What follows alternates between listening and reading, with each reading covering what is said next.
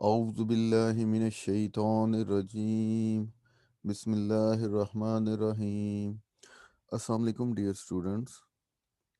Last session में आपने classes of criminal codes के हवाले से गुफ्तगू सुनी थी।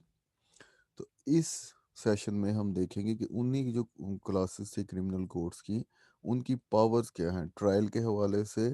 ये कितनी सज़ा वो दे सकते हैं, और जो जो पावर्स कोर्ट को एक्सरसाइज कर सकती हैं। तो बेटा इस सिलसिले में चैप्टर 3 है पावर ऑफ कोर्ट्स।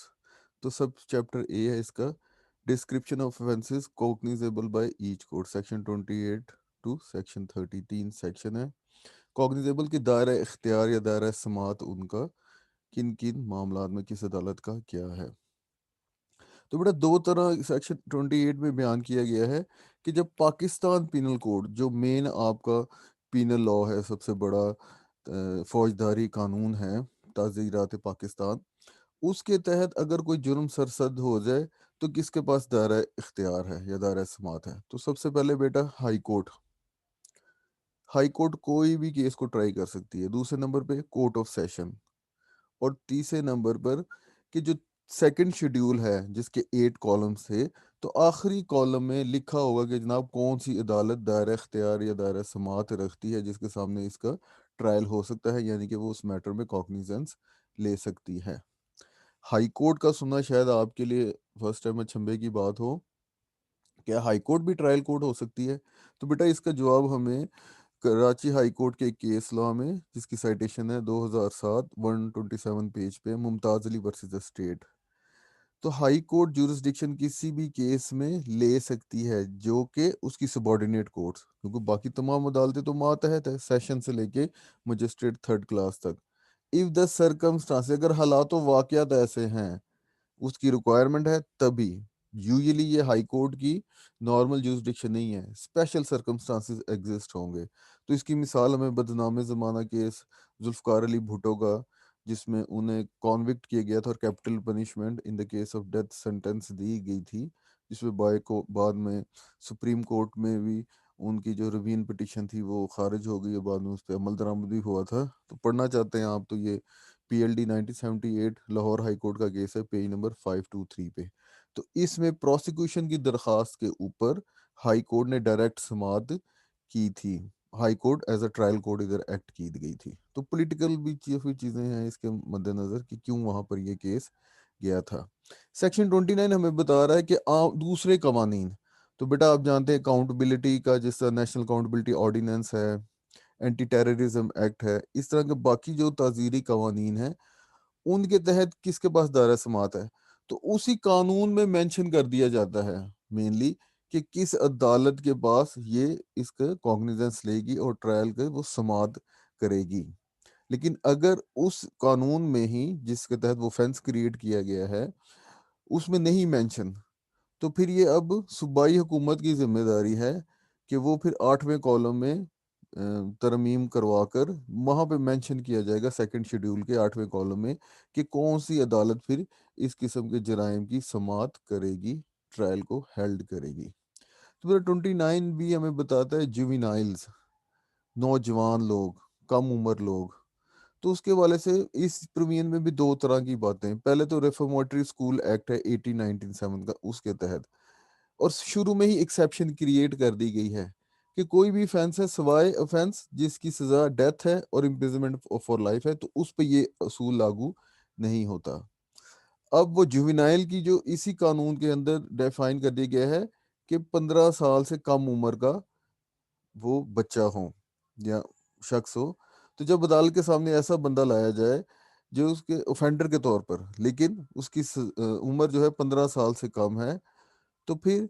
उसका ट्रायल वो जुडिशियल मजिस्ट्रेट करेगा जिसको प्रोविंशियल गवर्नमेंट ने स्पेशल इख्तियार दिया गया है कि वो सेक्शन 8 जो है रिफॉर्मेटरी स्कूल एक्ट 1897 का, उसकी जो सब सेक्शन 1 में पावर बयान की गई है। क्या पावर है जनाब? कि वो उसको कॉन्विक्ट करते हुए आम जेल में भेजने की बजाय वो उसको रिफॉर्मेटरी स्कूल्स में, जो कि प्रोविंशियल गवर्नमेंट जिसका उनको मार्ज वजूद में लाएगी, उधर भेज दे। तो मजिस्ट्रेट हाई कोर्ट सेशन के पास वो पावर है, ये magistrate specially empower provincial government की जिम्मेदारी है। लेकिन ऐसा अगर कोई इलाका है जिसपे ये रिफॉर्मेटरी स्कूल एक्ट अप्लाई नहीं करता, ठीक है, और कोई और कानून है जिससे उन लोगों को, बच्चों को या जुवेनाइल्स को आप कस्टडी में गिरफ्तार कर सकते हैं, उनका मुकदमा चला सकते हैं या सजा दे सकते हैं, तो वो फिर उस कानून के तहत जिस मजिस्ट्रेट को स्पेशली एम्पावर किया गया है, तो वही फिर दायरा समात रखता है जुवेनाइल्स के सिलसिले में। तो इसमें बेटा हमारे पास जुवेनाइल जस्टिस सिस्टम ऑर्डिनेंस था 2000, जो कि अब रिपील और रिप्लेस हो चुका हुआ है जुवेनाइल सिस्टम एक्ट 2018 के तहत। कि जब भी अब यहाँ पे जो यूथफुल ऑफेंडर है उसकी डेफिनेशन, यूथफुल ऑफेंडर की टर्म तो रेफॉर्मेटरी स्कूल एक्ट में बयान की गई थी, तो यहाँ पे चाइल्ड का आ गया है, तो उन्होंने कह दिया 18 साल से कम उम्र का जो भी बच्चा है वो चाइल्ड है, तो वो juvenile system justice system act की प्रोविजन के तहत उस पर मुकदमे की कार्रवाई होगी। सेक्शन 30 मशहूर मरूफ है, वो मजिस्ट्रेट फर्स्ट क्लास का बताया था, जब स्पेशल एम्पावर्ड हो जाए अंडर सेक्शन 30, तो फिर उसके पास पावर आ जाती है सेक्शन 30 के मुताबिक कि वो डेथ के अलावा तमाम पनिशमेंट दे सकता है, सजाए मौत नहीं दे सकता। वो सिर्फ पावर एडिशनल सेशन जज की या सेशन जज की। लेकिन साथ ही सेक्शन 34 है यहाँ पे, उसमें इसको साथ रखने का ये मकसद है कि ये भी क्लियर हो जाए कि सेंटेंस ऑफ डेथ के साथ साथ वो ऐसी इम्प्रिजनमेंट भी magistrate first class special empowered under section 30, जो 7 साल से ज्यादा की सजा है किसी भी जुर्म की, वो 7 साल से ज्यादा कैद भी नहीं दे सकता। सेक्शन 30 और 34 का मिलाकर पढ़ेंगे हम। तो बेटा अब यह है कि कौन कौन सी सजाएं, क्योंकि आपको बताया था कि क्रिमिनल लॉ में जजमेंट की दो आपके हिस्से हो गए, कन्विक्शन एंड सेंटेंस। कन्विक्शन क्या हो गया कि आया ये जुर्म साबित हो गया, इसने किया, ये साबित नहीं हुआ, गिल्टी और नॉट गिल्टी। सेंटेंस है कि वो क्या उस पर सजा दी जा सकती है। तो बेटा हाई कोर्ट तमाम किस्म की पावर है, कोई भी मैक्सिमम कैपिटल पनिशमेंट हमारी डेथ सेंटेंस ही है। सेशन जज और एडिशनल सेशन जज के पास भी पावर है हर किस्म की सजा देने की, लेकिन कतगन इन पे क्या है, ये एक एडिशनल कंडीशन है कि जब वो डेथ सेंटेंस देगी तो उसकी कंफर्मेशन हाई कोर्ट से होना जरूरी है। तो मर्डर रेफरेंस में ज्यादा डेथ सेंटेंस ही होती है। तो उस सिलसिले में जब अदालत की भी जिम्मेदारी है, बेशक अब कोई उसके रिवीजन अप्लाई करे उसके फैसले के खिलाफ, या कोई अपील करे या ना करे, तो ये उस अदालत की सेशन या एडिशनल सेशन कोर्ट की जिम्मेदारी है कि वो मर्डर रेफरेंस फॉरवर्ड करेगा हाई कोर्ट को for the confirmation of the sentence. अब ये सब सेक्शन 3 जो है, इससे बात वो फिर आ जाती है कि जो मजिस्ट्रेट फर्स्ट क्लास है एक्चुअली वो असिस्टेंट सेशन जज ही है। क्यों? क्योंकि ये देखें पावर जो 30 और सेक्शन 34 के मुताबिक वही पावर इसकी है कि डेथ सेंटेंस नहीं ये दे सकता, और कैद क्या है वो 7 साल से ज्यादा की सजा ये यहाँ पर नहीं दे सकता। 32 में हमें अब मजिस्ट्रेट फर्स्ट सेकंड और थर्ड क्लास की बताई गई है पावर कि किस हद तक वो सजा दे सकते हैं। तो मजिस्ट्रेट फर्स्ट क्लास 3 साल से ज्यादा नहीं, यानी कि 3 साल तक वो इम्प्रिजनमेंट की सजा दे सकता है और सॉलिटरी कन्फाइनमेंट की भी सजा दे सकता है, जो कि कानून में बयान की गई है। वो हमें section 73 and 74 of Pakistan penal code में मिलते हैं। और वो उसकी जो पेनल्टी है या फाइन वो कितना कर सकता है, तो जनाब 45,000 रुपये से ज्यादा फाइन वो नहीं कर सकता। और साथ ही साथ अर्श जमान, आप पीपीसी में आपने देखा हुआ है, अर्श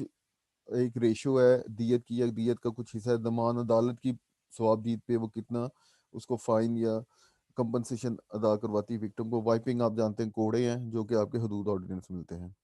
मजिस्ट्रेट सेकंड क्लास वो 1 ईयर तक की सजा दे सकता है, सॉलिटरी कन्फाइनमेंट उसी तरह से सब्जेक्ट टू रूल्स के। और जो फाइन है वो 15,000 से ज्यादा नहीं कर सकता। मजिस्ट्रेट थर्ड क्लास के लिए 1 मंथ,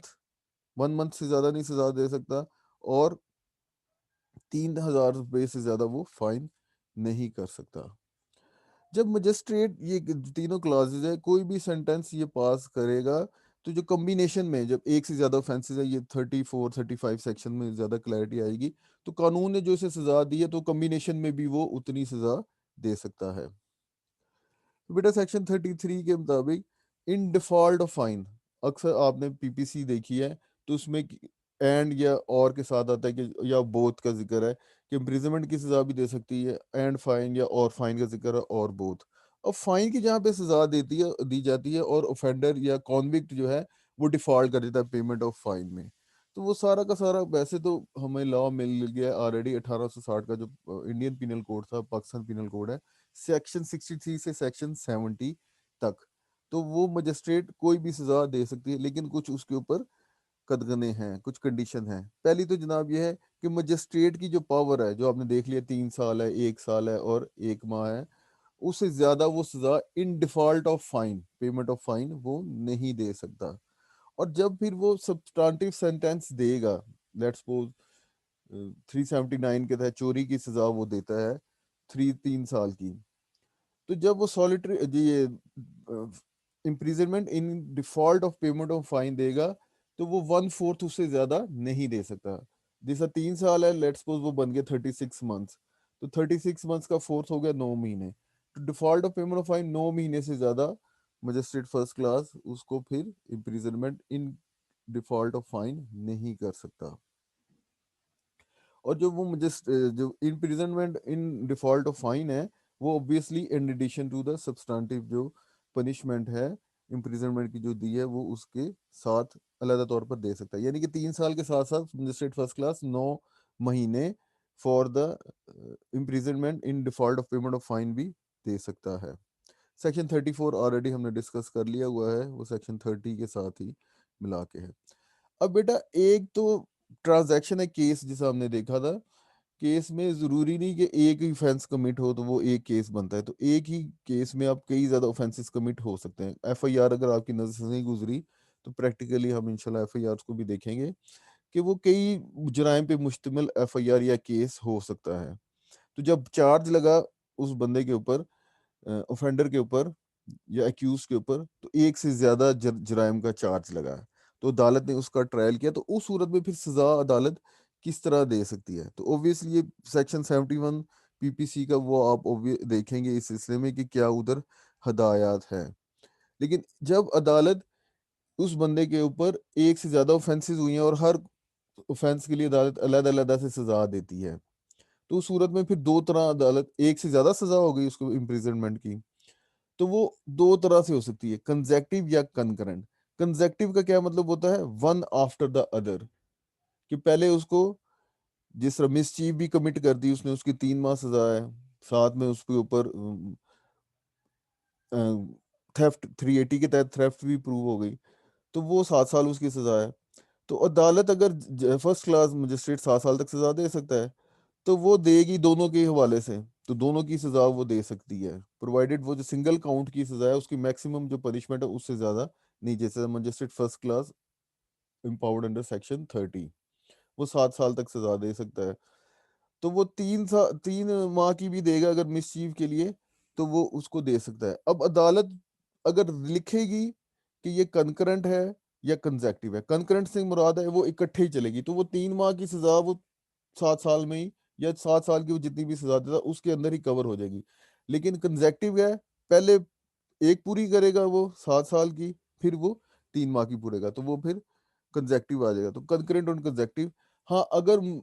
जज ने लिखना है, नहीं लिखा नहीं उसमें अपनी जजमेंट में, तो मतलब उसे यही लिया जाएगा कि कंजेक्टिव चलेंगे, यानी कि वन आफ्टर द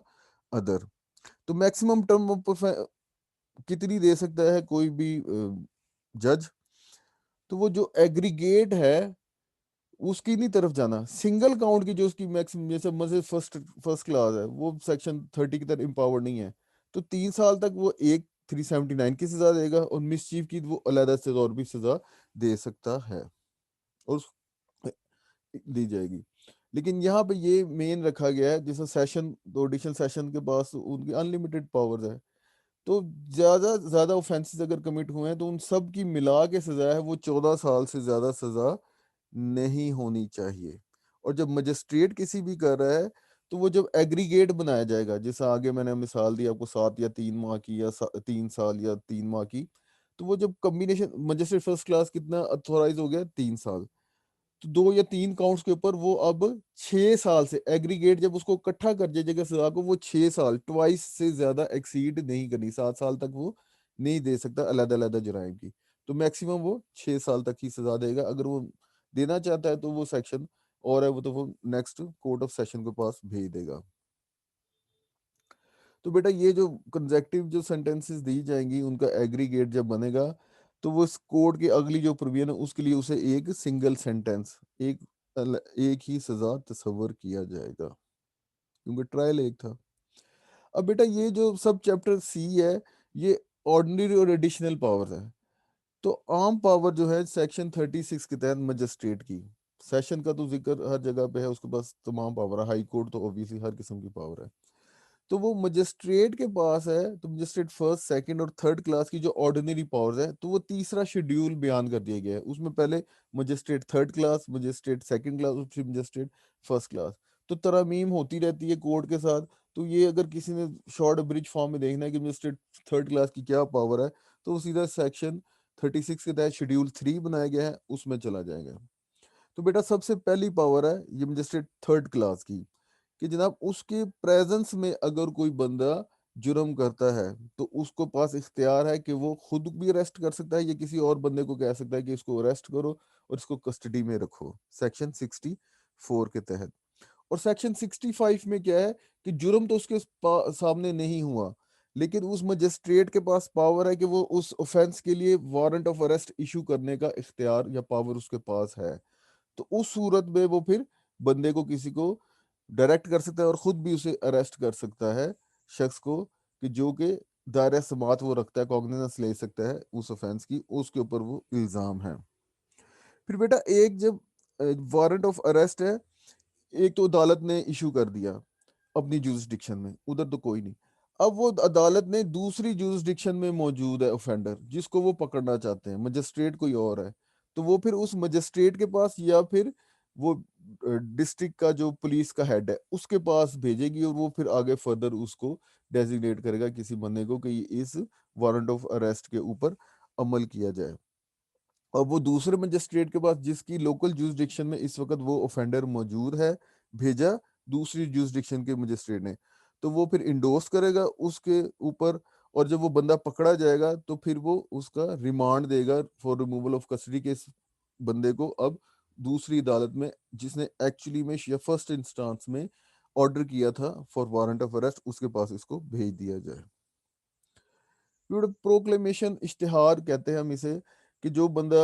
जिसके खिलाफ वारंट ऑफ अरेस्ट भी इशू है और उसको पता है कि जनाब वो जानबूझ के अपने जिस्म को छुपा रहा है कि अदालत के सामने वो पेश ना हो, अदालती कार्रवाई का सामना ना करे, तो सेक्शन 87 डिटेल में भी इंशाल्लाह हम पढ़ेंगे कि उसके तहत फिर इश्तिहार अदालत इशू कर सकती है कि इस बंदे को गिरफ्तार करके अदालत के सामने लाया जाए। तो उसके लिए कंडीशन बताई गई है कि अदालत की सामने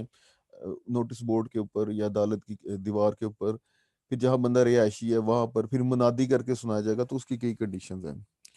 फिर बेटा सेक्शन 88 में वो प्रोक्लेमेशन के अगर 30 दिन तक वो बंदा नहीं अदालत के सामने आता, तो फिर वो जो बंदे की प्रॉपर्टी है उसको अदालत फिर अटैच कर लेगी सेक्शन 88 के तहत। तो अक्सर आप सुनते हैं इसहाक डार का, प्रेम मुशर्रफ का, खबरों में सुना होगा नवाज शरीफ का, कि प्रॉपर्टी उनकी अटैच कर ली गई। और सेक्शन 89 के तहत है कि वो अटैचमेंट की तो प्रोसीडिंग हो रही है 88 के तहत, लेकिन वो बंदा अदालत के सामने हाजिर हो गया, तो फिर जो 88 के ऑर्डर्स थे वो अदालत फिर खत्म कर देगी और प्रॉपर्टी दोबारा रिस्टोर कर दी जाएगी।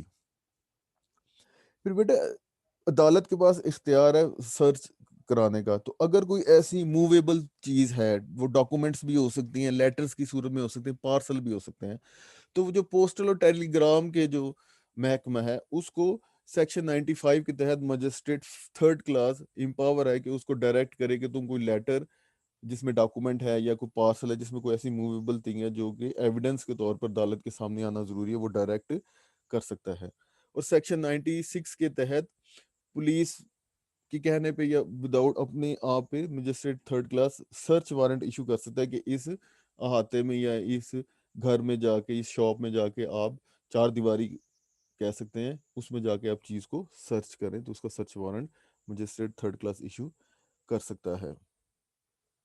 फिर बेटा उसी तरह से अब सेक्शन 99 के 96 के तहत एक मजिस्ट्रेट ने दिया, उसकी अब वो इलाका नहीं था, इलाका अब टेरिटोरियल जुरिस्डिक्शन किसी और मजिस्ट्रेट के, तो यहाँ पे भी वो इंडोर्स करेगा। और फिर जो चीज़ें वहां से बरामद होंगी वो इस मजिस्ट्रेट के पास ले जाएगी जो इंडोर्स करेगा, और वहां से फिर वो ऑर्डर देगा कि ये ओरिजिनल जो मजिस्ट्रेट जिसने इशू किया था सर्च वारंट, उसके सामने ये चीज़ ली जाए। तो बेटा रिमांड का आपने सुना होगा, सेक्शन 167 के तहत रिमांड दिया जाता है। रिमांड की दो किस्में होती हैं, एक फिजिकल या पुलिस रिमांड करते हैं, फिजिकल कस्टडी या पुलिस रिमांड, और एक को आप जुडिशियल रिमांड कहते हैं। तो सेक्शन 61 के बंदे को गिरफ्तार किया, तो सेक्शन 61 कहता है कि 24 या आर्टिकल आपका 10 भी कहता है कॉन्स्टिट्यूशन का, 24 घंटे के अंदर अंदर इसकी तफ्तीश मुकम्मल हो, नहीं हो सकती तो फिर मजिस्ट्रेट के सामने पेश किया जाएगा, और वो फिर मजिस्ट्रेट सारे हालात वाक़यात सुनेगा। पुलिस उधर डिमांड करेगी कि जनाब हमें और फिजिकल कस्टडी जो है हमने तफ्तीश करनी है। डिफेंस ऑब्वियसली कहेगा कि जनाब नहीं, और इसको टाइम नहीं देना, इनके पास काफ़ी टाइम है। तो फिर पुलिस कस्टडी में वापस भेजने का उस बंदे को, और अगर या फिर उसको जुडिशल कस्टडी में भेजने का, फिर हवालात जेल की, सॉरी, आपकी जो जेल है उसमें भेज दिया जाएगा उस बंदे को। सेक्शन 167 का दोनों तरह से फिजिकल कस्टडी में देने की पावर इन्वेस्टिगेशन के लिए मजिस्ट्रेट थर्ड क्लास रखता है। तो सेक्शन 202 के तहत आपने थोड़ी सी डिस्कशन होगी जब इंशाल्लाह ये डिटेल में टॉपिक होंगे, कि अदालत के पास इख्तियार समात अब अदालत के पास भेज दिया गया। सेक्शन 190 के तहत एक मजिस्ट्रेट ने कॉग्निजेंस ली और उसने कह दिया कि मैं नहीं दायरे समात रखता, किसी और जज या सेशन कोर्ट के पास उसने भेज दिया। तो जो प्रोसेस भेजा है, कंप्लेंट उसको फॉरवर्ड कर दी कि आपके इलाके की है या आप दायरे समात रखते हैं, तो इस सूरत में मुलजम को भी एक फिर उसका समन या वारंट इशू होता है, तो उसको वो अदालत पोस्टपोन कर सकती है और दोबारा से वो मजिस्ट्रेट थर्ड क्लास इंक्वायरी कर सकता है कि आया उसमें मुलजम को बुलाने की जरूरत है या नहीं है। फिर सेक्शन 351 के तहत कोई भी ऑफेंडर है, पुलिस ने या इन्वेस्टिगेशन एजेंसी ने चालान फाइल कर दिया या रेफरेंस फाइल कर दिया, 173 की रिपोर्ट आ गई अदालत में, बंदे को गिरफ्तार नहीं किया, लेकिन अब मजिस्ट्रेट या कोर्ट पावर रखती है 351 के तहत कि उसको गिरफ्तार कर सके। फिर बेटा मजिस्ट्रेट थर्ड क्लास खुद से कोई इशू नहीं कर सकता। कमीशन, कमीशन क्या होता है कि जब अदालत चाहती है किसी जगह का या कोई इंसान ऐसा है जिसकी शहादत जरूरी है, तो लेकिन वो अदालत में नहीं आ सकता किसी भी वजह से, तो अदालत फिर कमीशन इशू कर देती है कि वो उस चीज की हालत या उस इलाके की हालत बताएगा। कमीशन आके अदालत के ऊपर तमाम कार्रवाई को तहरीर करके या उसकी गवाही को तहरीर करके दोबारा से अदालत में पेश आएगा, तो उसके लिए फिर सेशन जज को अप्लाई करता है मजिस्ट्रेट 506 सेक्शन के तहत। फिर बेटा कोई सिक्योरिटी होती, जब भी बॉन्ड इशू किया जाता है, बेल बॉन्ड ना, तो उसमें सिक्योरिटी भी लिखी जाती है, श्योरिटी लिखी जाती है। तो जब वो विद श्योरिटी एक बेल बॉन्ड था, मुझे गिरफ्तार किया गया, वो बेलेबल ऑफेंस था, मैंने श्योरिटी पेश की, तो उन्होंने कहा नहीं, सिक्योरिटी पेश की, मुचलका दिया, उन्होंने कहा विद श्योरिटी, तो मेरे भाई ने या किसी और बंदे ने वो बतौर श्योरिटी दे दिया, अब मैं गायब हो गया, मैं दोबारा से अदालत के सामने पेश नहीं हुआ,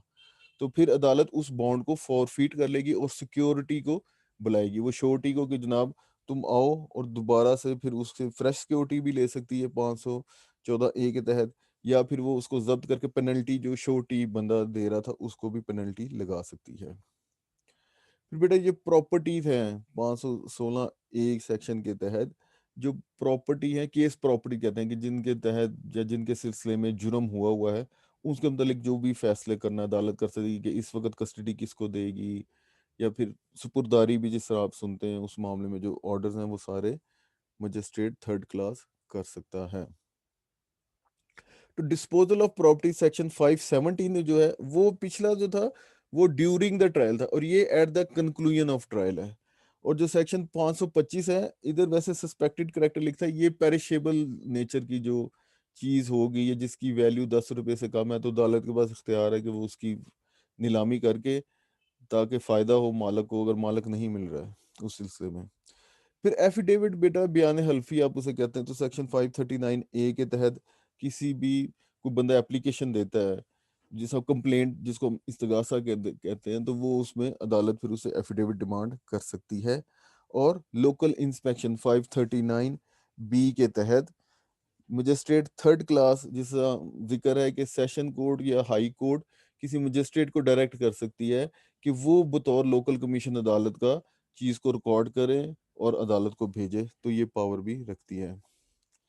फिर बेटा जब सेकंड क्लास मजिस्ट्रेट है, तो ऑब्वियसली उसका दर्जा फर्स्ट थर्ड क्लास से बढ़ गया हुआ है, तो जो थर्ड क्लास की तमाम पावर है वो ऑब्वियसली सेकंड क्लास मजिस्ट्रेट के पास भी है। फिर सेक्शन 155 जो है, नॉन कॉग्निजेबल ऑफेंसेस, ऐसे ऑफेंसेस डेफिनेशंस में आपने देखा है जिसमें पुलिस तफ्तीश का या बंदे को गिरफ्तार करने का हक नहीं रखती या पावर नहीं रखती। वो क्या करती है, रिपोर्ट रोजनामचे में लिख के उसे मजिस्ट्रेट के पास भेज देती है। अब मजिस्ट्रेट अगर कहता है ठीक है, तो ये मजिस्ट्रेट थर्ड सेकंड क्लास अगर चाहे तो वो पुलिस को डायरेक्ट कर सकता है कि वो इसको इंक्वायरी इन्वेस्टिगेशन करे, या फिर वो भेज देगा मामले को सेशन कोर्ट को या हाई कोर्ट को। और सेक्शन 202 ऑलरेडी आपने देख लिया था कि इशू प्रोसेस जो है उसको सस्पेंड पोस्टपोन कर सकती है और दोबारा से कर सकती है। मजिस्ट्रेट थर्ड क्लास की भी पावर थी। अब बेटा मजिस्ट्रेट फर्स्ट क्लास की ऑर्डिनरी पावर्स का जिक्र है, तो सेकंड क्लास में थर्ड क्लास की पावर्स आ गई थी, तो फर्स्ट क्लास की तमाम पावर्स उसके पास है, तो उनका दोबारा जिक्र करने की जरूरत नहीं है। तो पहली पावर है सेक्शन 78 के तहत, तो लैंड ओनर्स या लैंड होल्डर्स जो हैं, ओबियसली आपको तो जागीरदार या जागीरें अभी भी हैं आपके कुछ इलाके में पाकिस्तान में, तो उनको डायरेक्ट कर सकती है। तो किसी पुलिस ऑफिसर को वारंट देने की के नाम वारंट इशू करने की बजाय वो डायरेक्ट लैंड ओनर को होल्डर को करती है कि तुम्हारे इलाके में ये बंदा पाया जाता है तो उसको गिरफ्तार करके हमारे सामने पेश करो। सेक्शन 98 के तहत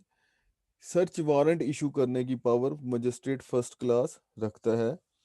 फिर बेटा सेक्शन 98 को दोबारा इधर रिपीट कर दिया गया है, पर हम थर्ड पावर के पास दोबारा आते हैं, सेक्शन 100। तो हेबियस कॉर्पस की जिस तरह आपने 199 में देखा हाई कोर्ट की पावर है, 491 में भी हाई कोर्ट की पावर है, सेशन का भी जिक्र है। तो अब सेक्शन 100 के तहत अपने इलाके की हद तक मजिस्ट्रेट फर्स्ट क्लास, सेक्शन 100 आप पढ़ेंगे, मजिस्ट्रेट फर्स्ट क्लास के पास पावर है कि कोई भी बंदा उसके इलाके में अगर रॉन्गफुली कन्फाइन हुआ हुआ है, रॉन्गफुली कन्फाइनमेंट सेक्शन 340 पीपीसी में आप लोग ऑलरेडी पढ़ चुके हैं, उसका क्या मतलब है, तो उसकी डिस्कवरी के लिए बेलफ या कोई भी ऑर्डर अदालत भेज सकती है। तो बड़ा मशहूर आपने कलंदरा सुना, 107 151 751 की कार्रवाई हो गई, वो बेसिकली 107 151 107 151 की कार्रवाई है। 151 में पुलिस ने रिपोर्ट करना है या पुलिस उसको गिरफ्तार करने का इख्तियार रखती है, और 107 के तहत मजिस्ट्रेट फर्स्ट क्लास उस ये उस इन हालात में इस पर अमल पैरा किया जाता है कि जब शुबा हो कि ये जो अब लड़ाई बंदे के दरमियान कुछ मुखासमत है और ये अल्टीमेटली किसी कॉग्निजेबल ऑफेंस के नतीजे में कमिट हो सकती है, बंदे डिजाइन रखते हैं ऐसा, वो हालात पाए जाते हैं या ऐसा वो प्लान कर रहे हैं, तो उस सूरत में फिर मजिस्ट्रेट चाहे तो उनसे बॉन्ड ले सकता है सिक्योरिटी की शक्ल में कि तुम जो करेंगे। फिर बेटा गुड बिहेवियर की है, सिडिशियस मैटर, सिडिशन, बगावत, तो सेक्शन 108 के तहत है। इस 108 को पढ़ेंगे तो इसमें 124A में सिडिशन को डिफाइन किया गया है, इन सारी चीज़ों को, तो जो भी बगावत पे उकसाने वाले अमाल हैं उनका जिक्र है। फिर गुड बिहेवियर के लिए सेक्शन 109 के तहत भी वो सिक्योरिटी ले सकता है। हैबिचुअल ऑफेंडर, हैबिचुअल मतलब है कि बार बार ये आदी मुजरमान है, तो इनकी कन्विक्शन हो चुकी हुई है, तो उन बंदों से भी फिर गुड बिहेवियर के लिए मजिस्ट्रेट फर्स्ट क्लास सिक्योरिटी ले सकता है। और फिर 126 के तहत जितनी भी उसने सिक्योरिटी ली है तो उसको डिस्चार्ज खत्म करने का इख्तियार भी मजिस्ट्रेट के पास कि अब आपकी ये सिक्योरिटीज की मुझे जरूरत नहीं है। फिर 126A के तहत कि बॉन्ड अभी एक्सपायर नहीं हुआ तो वो दोबारा से भी मजिस्ट्रेट उस बंदे से दोबारा से नया बॉन्ड ले सकता है। फिर बेटा ये दोबारा से वही 126A तक रिपीट हुई है, मेरा ख्याल में ये ना ऑर्डिनेंसेस थे कुछ लैप्स हो गए तो दोबारा से उनको रिवाइव करने के लिए और किया गया है, तो इनका जिक्र दोबारा से 6A में हम दोबारा आते हैं। अब 6A और 6A भी है, तो 133 के तहत लोकल न्यूसेंस जिसका जिक्र सेक्शन 133 में मौजूद है, जबकि 143 सेक्शन के तहत पब्लिक न्यूसेंस। अब पब्लिक न्यूसेंस हमें पीपीसी के सेक्शन 268 की डेफिनेशन में मिलती हैं। तो इन दोनों के सिलसिले में जो 133 सेक्शन है उसके तहत मजिस्ट्रेट फर्स्ट क्लास कोई भी लोकल न्यूसेंस है, परेशानी लोगों को रुकावट जो चीज क्रिएट कर रही है उसको खत्म करने का ऑर्डर दे सकती है। और पब्लिक न्यूसेंस के हवाले से उनकी रेपुटेशन को मना करने के लिए अदालत पब्लिक न्यूसेंस का मुकदमा आया या कोई आए तो दोबारा से उन बंदों को कह सकती है कि आइंदा दोबारा से ऐसा काम नहीं करना, इसको रिपीट नहीं करना। फिर सेक्शन 145 है, 146 है, 147 है, तो इनके तहत जो पोजेशन केसेस हैं, प्रॉपर्टी का जिक्र जो है, बेटा कौन सी प्रॉपर्टी, इमूवेबल प्रॉपर्टी, जहां पे शक व शुबा है बंदों के दरमियान या पुलिस रिपोर्ट करती है मजिस्ट्रेट को कि जनाब इन लोगों के दरमियान जायदाद का या इमूवेबल प्रॉपर्टी का तनाजा है, तो जो कि हालात ब्रीच ऑफ पीस में हो सकता है, जुराइम हो सकते हैं, तो वो फिर मजिस्ट्रेट को रिपोर्ट करता है। फिर मजिस्ट्रेट के पास कुछ पावर इन तीनों सेक्शन के तहत उन पर अमल पैरा हो सकते हैं। बेटा अब कोई भी जो गवाही है रिकॉर्ड कर की जाती है दौरान तफ्तीश, बयान जो भी है, तो सेक्शन 161 के तहत पुलिस ऑफिसर रिकॉर्ड करता है और 164 के तहत रिकॉर्ड करता है मजिस्ट्रेट। तो 164 के तहत लोगों आम जो गवाहान है उनका बयान भी, और 164 के तहत कन्फेशन ऑफ द अक्यूज भी। कन्फेशन ऑफ द अक्यूज की पुलिस के सामने बयान करने की कोई कानूनी हैसियत नहीं है। हाँ, लेकिन वो 164 की जब कार्रवाई डिटेल में हम बाद में पढ़ लेंगे कि वो जनाब मुल्ज़म के सामने होना चाहिए, फिर मुल्ज़म को उसके खिलाफ क्रॉस एग्जामिनेशन जरा का इख्तियार भी होना चाहिए, ये सारी सारी रिक्वायरमेंट है। और मजिस्ट्रेट ने बताना भी है मुल्ज़म गवाह देने वाले को कि ना तुम्हारे ऊपर कोई प्रेशर नहीं है कि तुम कोई जो अपनी बिल्कुल बिला जिब्रा इकरा तुम अपनी मर्जी से जो बयान देना तुम दे सकते, उसकी रिक्वायरमेंट है। बहरहाल कन्फेशन और कोई भी बयान मजिस्ट्रेट 164 के तहत रिकॉर्ड कर सकता है। फिर बेटा 167 की वही पावर ऑलरेडी भी उसका जिक्र हुआ था कि पुलिस कस्टडी या फिजिकल कस्टडी में देने का इख्तियार रखता है। इंक्वेस्ट, बेटा कोई भी बंदा जब नागहानी हालत में फौत हो जाए, उसने सुसाइड कमिट कर लिया है, किसी और बंदे ने उसे मार लिया है, तो इस सूरत में फिर पुलिस को जब भी रिपोर्ट मिलती है तो वो मजिस्ट्रेट को फौरन रिपोर्ट करता है और मौके पर पहुंचकर वो फिर एक नक्शा मजरूबी भी जिसे कहते हैं इंक्वेस्ट रिपोर्ट बनाता है, जो फिजिकल हालत है कि जनाब इधर ये इस ऑफेंस से इसके साथ हुआ, या इस वजह से उस पे हुआ, निशान जरबों के, यानी कि फिजिकल ओवरव्यू जो है ना बॉडी का और उसका क्राइम सीन का बयान करना, उसको इंक्वेस्ट कहते हैं। फिर मजिस्ट्रेट चाहे, वैसे अमूमन हर में ही ऑटोप्सी होती है, पोस्ट जैसा पोस्टमार्टम जिसे कहते हैं, अब हर केस में ही जहाँ पे डेथ होगी पोस्टमार्टम या ऑटोप्सी होती ही है। बेनजीर का केस है वो एक्सेप्शन थी जिसमें जरदारी ने कह दिया था कि जनाब हम इसका पोस्टमार्टम या ऑटोप्सी नहीं कराना चाहते। तो इस सेक्शन के तहत वो जो पुलिस पावर है ट्रेडिशनल, वो अब मजिस्ट्रेट फर्स्ट क्लास अगर चाहे तो खुद ही वो इंक्वेस्ट रिपोर्ट या नक्शा मजरूबी बना सकता है। फिर बेटा सेक्शन 2206 के तहत वो अगर ट्रायल किसी और के पास भेजना जाए तो वो भी इसके पास पावर है। फिर 190 के तहत, सेक्शन 190 को आप देखेंगे तो उसमें है कि कॉग्निजेंस अदालत किस तरह से लेती है, तो या पुलिस रिपोर्ट 173 के ऊपर, या फिर उसके सामने खुद से कोई बंदे ने कंप्लेंट दायर कर दी है, या बंदे ने या मजिस्ट्रेट को या कोर्ट को खुद से इल्म है और वो फिर उस कार्रवाई शुरू कर सकते हैं, 190 के तहत वो कर सकती हैं। और 249, वैसे 249 ए और 265 के मशहूर हैं कि जिसके तहत डिस्चार्ज कर सकती है अदालत, लेकिन 249 में ये है नॉन प्रोसिक्यूशन के ऊपर कि कंप्लेनेंट ही मजिस्ट्रेट के सामने हाजिर नहीं हो रहा तो उसको फिर वो केस को खारिज कर देगी। फिर बतौर कमीशन सेक्शन 503 के तहत बतौर कमीशन, जहाँ पे हाई कोर्ट या सेशन को डायरेक्ट करता है मजिस्ट्रेट फर्स्ट क्लास को कि जनाब तुम इस मामले के ऊपर ये शहादत को रिकॉर्ड करके हमें रिपोर्ट करो, तो सेक्शन 503 के तहत वो एविडेंस को रिकॉर्ड कर सकता है। फिर 514 जो फॉर फीचर ऑफ बॉन्ड है, इसका जिक्र ऑलरेडी हो चुका है 515 के तहत। फिर बेटा जहाँ पे कोई क्लेमेंट नहीं है मौजूद किसी भी प्रॉपर्टी का, तो 524 के तहत पावर रखता है। 562 के तहत, वैसे ये सेक्शन ही ओमिट हो चुका हुआ है, अब ये कोड ऑफ क्रिमिनल प्रोसीजर में ये सेक्शन 562 मौजूद नहीं है। तो 565 में जब हैबिचुअल ऑफेंडर या दोबारा से जो रिपीटिटिव जुराइम करते हैं वो लोग आए उसके सामने, और वो लिखा हुआ था सारी कार्रवाई में कि ये जनाब इसने पहले भी इस किस्म के जुराइम ये करता है, इनमें इन्वॉल्व होता है, तो अदालत उसे कह सकती है सजा देते वक्त कि जब तुम रिहा होगे तो तुमने अपनी रिहाइश का पता हमें बताना है उस मुतलका मजिस्ट्रेट को, ताकि उसकी सुपरविजन रह सके, उसके भी जहन में हो कि जनाब ये मेरी सुपरविजन की जा रही है। तो बेटा ये तो आम पावर ऑर्डिनरी पावर है, तो जहां जहां पे सेक्शन में अमेंडमेंट होगी तो वो साथ ही शेड्यूल में अमेंडमेंट करके बयान किया जाता है। अब ये एडिशनल पावर है, अब ये अब डिस्क्रेशन है प्रोविंशियल गवर्नमेंट की, लेकिन ऑब्वियसली उनको रिकमेंडेशन कौन सेंड करेगी, हाई कोर्ट। हाई कोर्ट की रिकमेंडेशन के ऊपर प्रोविंशियल गवर्नमेंट चाहे तो ये जो स्पेशल ये कुछ और पावर्स हैं एडिशनल वो उन्हें दे सकते हैं। तो ये सेक्शन में अगर आप देखेंगे पढ़ेंगे तो उधर लिखा होगा where the provincial government authorise such magistrate या सच कोर्ट इन अल्फाज का या सच पर्सन का अल्फाज का जिक्र आएगा, तो उसके लिए शेड्यूल चौथा है। तो एडिशनल पावर्स विच में बी विच प्रोविंशियल मजिस्ट्रेट में बी इन्वेस्टेड। तो बेटा पार्ट 1 में पहले हमें बता दिया गया है कि मजिस्ट्रेट फर्स्ट क्लास, तो सेक्शन 124 ए की जो जुराइम है पीपीसी का, उसके तहत जो मुकदमा आता है उसकी समाअत करने का इख्तियार। फिर सेक्शन 260 के तहत समरी ट्रायल्स, समरी ट्रायल्स में जो पूरा का पूरा ट्रायल प्रोसीजर आप पढ़ेंगे उसको फॉलो नहीं किया जाता, लेकिन उसका कुछ एब्रिज फॉर्म में किया जाता है कि वो 3 माह से ज़्यादा की सज़ा नहीं होती, तो उसमें अदालत फिर समरी ट्रायल ही करती है। फिर सेक्शन 349 के तहत मजिस्ट्रेट थर्ड क्लास और सेकंड क्लास ने उस मुकदमे की तमाम कार्रवाई कर ली,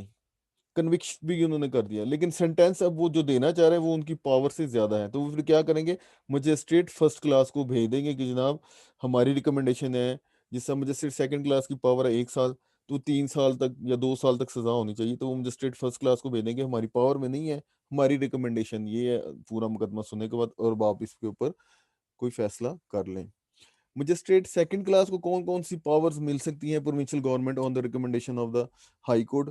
तो जनाब सेक्शन 164 की कि गवाह की या मुलजम का जो कन्फेशन है उसको रिकॉर्ड करने की पावर। फिर बेटा 167 के तहत पुलिस कस्टडी में दोबारा से बंदे को भेजने की पावर। फिर सेक्शन 190 के तहत ही जो है कि पुलिस रिपोर्ट के ऊपर, कंप्लेंट के ऊपर या विदाउट कंप्लेंट, जो 3 ही हमारे पास तरीकेकार है जिसके तहत अदालती मशीनरी हरकत में आती है, तो ये तीनों की पावर भी अगर सूबाई हुकूमत चाहे वो सेकंड क्लास मजिस्ट्रेट को ग्रांट एडिशनली कर सकती है। फिर थर्ड क्लास के पास सेक्शन 190 के तहत के वो सिर्फ कंप्लेंट के ऊपर या पुलिस रिपोर्ट के ऊपर मामले को शुरू कर सके, उसका समाज शुरू कर, इंक्वायरी भी कर सकता है या ट्रायल भी कर सकती है। फिर बेटा लास्ट जो सब चैप्टर है इस टॉपिक का, कि जब सूबाई हुकूमत पावर देती है इसके तहत बंदे को, तो वो क्या तरीकेकार करेगी। तो सूबाई हुकूमत जब कन्फर करेगी पावर, उनको अता करेगी ये पावर्स जिनका जिक्र हुआ है, ऑर्डिनरी एडिशनल पावर्स, तो वो या तो specifically by name of that magistrate या पर्सन का जिक्र करेगी, या फिर ex officio by virtue of office, या वो जनरली तमाम क्लासेस के लिए कि मजिस्ट्रेट फर्स्ट क्लास को ये पावर दी जाती है, मजिस्ट्रेट सेकंड क्लास को, मजिस्ट्रेट थर्ड क्लास को, तो ये प्रोविंशियल गवर्नमेंट की सौंपदीद है कि वो सबको दे दे, या सिर्फ कुछ को बाय नेम दे दे, या कुछ को बाय सिर्फ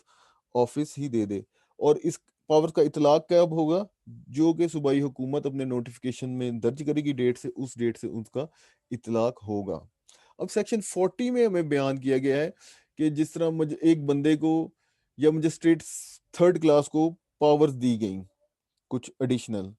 और वो मजिस्ट्रेट सेकंड क्लास बन गया, ordinary power magistrate second class की तो उसके पास मौजूद होंगी होंगी, लेकिन जो स्पेशल या एडिशनल पावर्स दी गई थी बतौर मजिस्ट्रेट थर्ड क्लास, वो उनका भी उसी वक्त तक उनका इस्तेमाल करता रहेगा कि जब तक स्पेशल कोई प्रोविंशियल गवर्नमेंट, जिस अगर वो उसी प्रोविंशियल गवर्नमेंट के अंडर ही वो काम कर रहा है, उससे वापस ना ले लें।